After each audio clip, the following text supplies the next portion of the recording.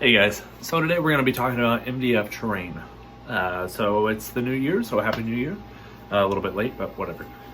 So this MDF Terrain can be good looking, can be relatively cheap, but it can also be pretty crazy as well.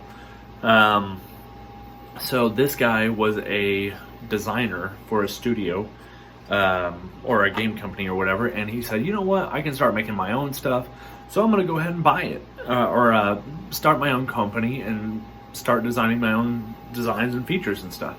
So I was looking and looking and looking, and then I found his stuff only because it was a super great price. And I will try and remember to put his eBay store link in the description below. But this guy, and I apologize, I can't think of his name off the top of my head right now, and because I'm using my phone to record, I can't look it up.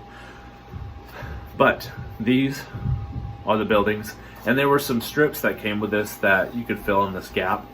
He really went above and beyond and thought of all the little extra things that he could do for this.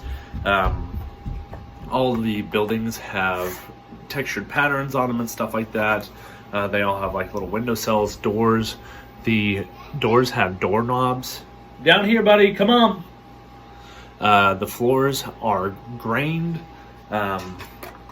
and they go together really well. Like, this is a super snug, like, doesn't jiggle around. Like, I've built some MDF stuff before, and it was not good. Like, it just didn't fit well. The measurements were off by like 2 or 3 millimeters.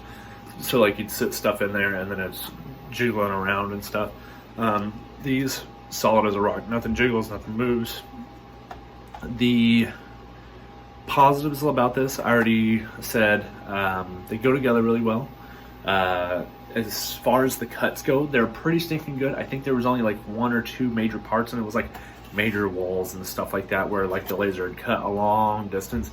So I don't know if like the power waned a little bit or whatever, but there was like just like 1 or 2 little spots where I had to like take a knife and finish the cut or something like that. But the cuts are all super good. Like, everything, literally, you just poked it and it would just fall out of the sprue that it came on. And everything's in there, and it's got like 2 tiny like 1/4 millimeter attachment points. So you literally just poke it and it falls out. But everything stayed for the most part in its sprue. Oh gosh, what else? Like, even the door frames are separate on these, and but all the cuts are really tight. You can see the door frame fits in there really well. All the window sills fit in there really well. I managed to lose a couple of them, but whatever. I'm not looking to be gorgeous. They come pre-colored, which is super awesome. You can obviously see the red roof, the cream colored building. The floor is obviously wood grain, but it was already wood. The doors are already kind of like a stained color. That's one of them. They have a couple different designs. This one's a house. It's got a bunch of bits in it, so I'm not going to go ahead and open it up. I don't want to risk dumping it all. Or it's like a barn or something like that. What else? This one right here is like a stable.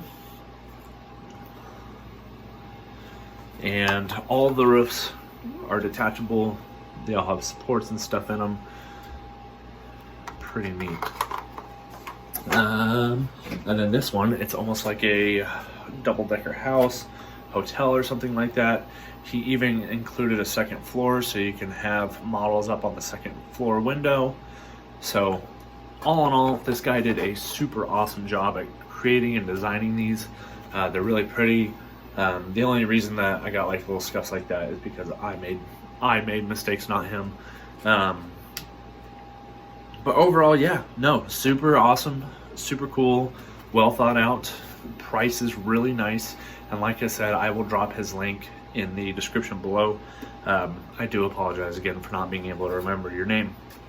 But MDF to basically just to say, these buildings are awesome. They're super neat. They're modular. I don't have. Oh, here, I can just grab. No, I cannot. This D&D miniature is roughly the same size as a bolt action miniature, but you can see the scale here is not bad whatsoever. Oh, maybe the D&D miniature is a little bit taller. Oh, he's up on the step there. So everything's measured out really well. Let's see if we can get a guy inside here. Of course. Come on, dummy. There we go. So you can pop the roof on, no problem. He's in there. So really well designed, really well thought out. Price was really good. Like I said, I think this farm set was $40.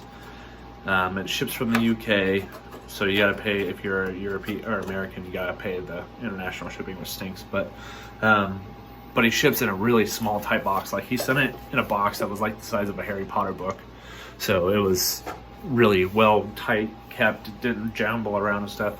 But it was about $40, and I think the average price for a lot of these, everywhere I looked, was like $85 to $120+ for sets like this from different companies. So definitely check this guy out, give him some business. Hopefully he can keep going and keep designing more stuff. So anyways, guys, thanks for your time. Have a good one. Bye.